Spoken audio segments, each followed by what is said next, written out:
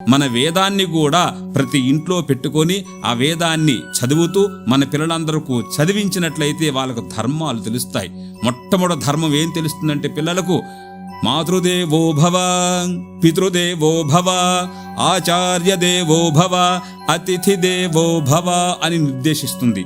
మన పిల్లలకు మొట్టమొదట తల్లే చెప్పాలి, తండ్రే చెప్పాలి. నియమాలన్నీ కూడా ఆ నియమాలు వాళ్ళు ఎట్లా చెప్పగలరంటే ఎప్పుడైతే వేదాన్ని తల్లిదండ్రులు చదువుతారో అప్పుడే తల్లిదండ్రులు పిల్లలకు చెప్పగలరు.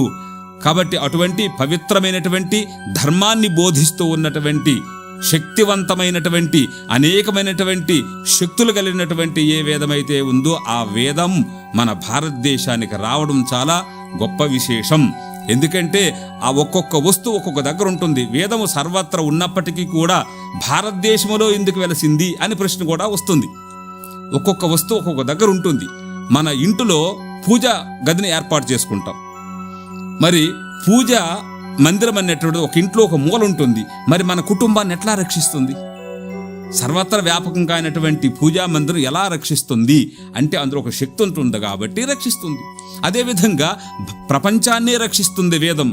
కానీ ఎక్కడుంటూ? భారతదేశంలో ఉంటూ సమస్త ప్రపంచాన్ని తయారు చేస్తుంది, పాలిస్తుంది, తర్వాత లయం చేస్తుంది. అటువంటి సమస్త శక్తులు ఉన్నటువంటి మన వేదం, అటువంటి వేదాన్ని మనం మన పిల్లలకు అందరికీ కూడా అందించినట్లయితే మనం సుఖంగా జీవిస్తూ మళ్ళా మోక్షాన్ని సాధించుకోగలం.